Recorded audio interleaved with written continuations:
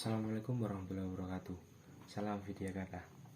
Perkenalkan, saya Aditya Fediansyah dari SMA Negeri 6 Malang, kelas 12 IPS 4. Di sini saya akan melaksanakan tugas ulangan harian saya tentang ancaman disintegrasi bangsa.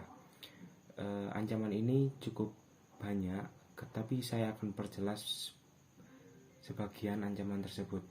Salah satunya yaitu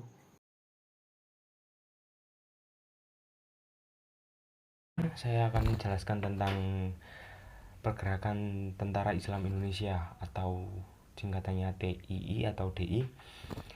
Pergerakan ini di Jawa Barat adalah Darul Islam atau Negara Islam yang diproklamasikan pada tanggal 7 Agustus 1949 di Desa Cisayong, Kecamatan Malongbong, Kabupaten Tasikmalaya, Jawa Barat. Imam atau pemimpin dari pergerakan ini adalah Bapak Kartosuwiryo, dan inilah foto beliau.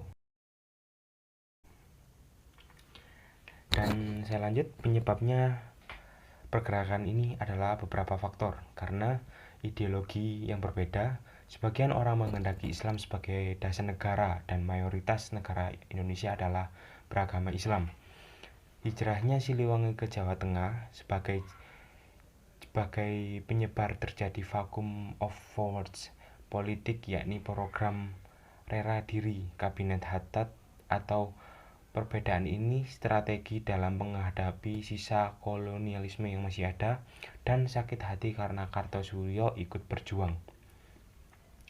Dan upaya penanggulangan pergerakan ini yaitu adalah berunding dengan amnesti dan operasi militer dengan Sandi Baratayuda dengan melibatkan Dewi Diponegoro dan Brawijaya dari Jawa Timur. Dan selanjutnya saya akan menjelaskan tentang ancaman disintegrasi Republik Maluku Selatan. Dari namanya saja adalah republik yang bertujuan untuk memecahkan dirinya dari NKRI. Pergerakan ini dipimpin oleh Dr. Somogil, dan ini adalah foto beliau.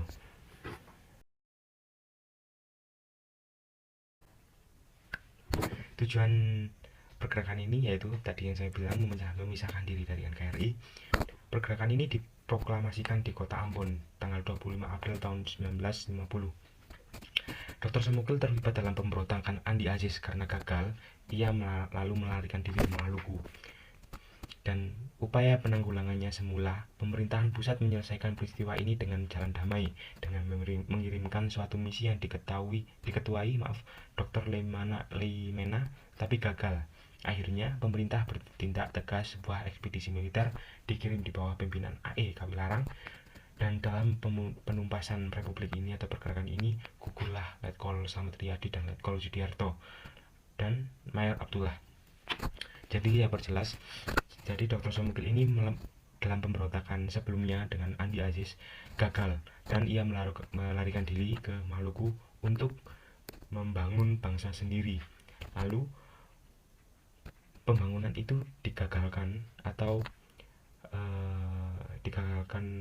ditindak oleh pemerintah dengan jalan damai dengan mengirimkan suatu misi yang diketuai oleh Dr. Leimena, tapi misi itu gagal, dan akhirnya pemerintah Republik Indonesia mengirimkan atau menumpaskan masalah pergerakan ini dengan cara tegas, yaitu mengirim ekspedisi militer dengan di bawah pimpinan KAI Kawilarang atau peperangan untuk menjajah atau menumpaskan pergerakan ini. Dalam penumpasan ini gugurlah Letkol Slamet Riyadi, Letkol Sudiarto, dan Mayor Abdullah.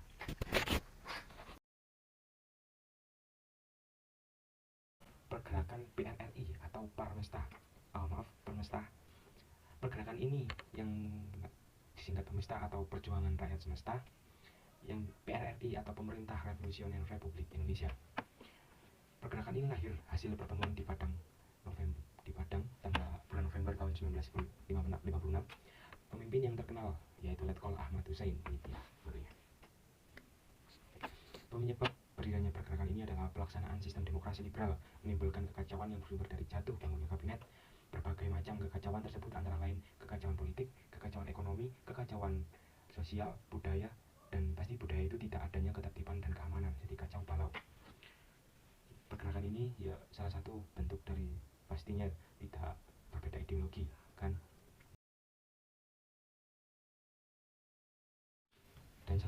akan saya lanjutkan. Pasti di sini semua sudah tahu apa itu G30 SPKI dan siapa G30 SPKI itu. Di sini saya menjelaskan pemberontakan PKI atau Partai Komunis Indonesia di Madiun tahun 1948. Pemberontakan PKI di Madiun adalah gerakan penghancuran NKRI guna mandirikan negara Soviet Republik Indonesia dengan cara melakukan penculikan dan pembunuhan secara besar-besaran terhadap semua golongan yang dianggap musuhnya atau semua golongan yang tidak mengikuti alur jalur komunis. Yang puncaknya terjadi di Madiun 18 September 1948.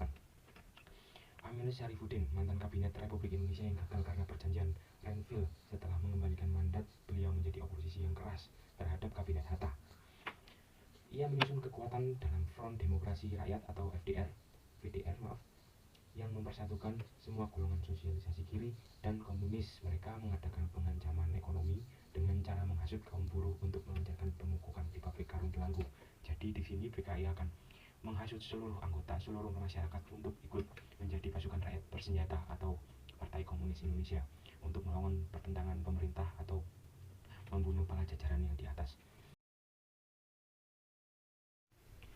Di sini saya akan jelaskan kan tadi pemberontakan di Madiun tahun 1948. Di sini saya akan menjelaskan setelah pergerakan di Madiun itu apa yang dilakukan PKI terhadap bangsa Indonesia. Setelah peristiwa di Madiun, PKI bergerak di bawah tanah, muncul kembali tahun 1950 ikut dalam pemilu menjadi peraih kursi keempat dengan urutan PNI, Masyumi, NU, dan PKI.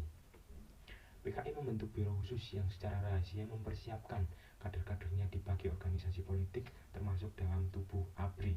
Jadi PKI pada tahun itu melaksanakan pemilu dan menjadikan dirinya atau politik bagian politik dan masuk dalam bagian ABRI. PKI mempengaruhi Soekarno untuk menyingkirkan lawan-lawan politiknya. Jadi PKI adalah membantu Soekarno atau mendukung Soekarno untuk menyingkirkan lawan-lawannya sehingga setelah PKI kuat menghembuskan isu bahwa pimpinan TNI AD membentuk Dewan Jenderal yang akan mengambil alih kekuasaan dari Soekarno dan menuduh bahwa Dewan Jenderal itu agen Amerika melalui Biro Khusus PKI pada tanggal 30 September tahun 1965 melakukan penculikan dan pembunuhan 6 perwira tinggi dan 1 orang perwira pertama Angkatan Darat, 7 korban keganasan G30 PKI. Sekian dari saya, itulah presentasi saya untuk tugas ulangan harian saya untuk mapel sejarah dengan guru pembimbing saya, Ibu Nova Kusnadi. Terima kasih. Wassalamualaikum warahmatullahi wabarakatuh.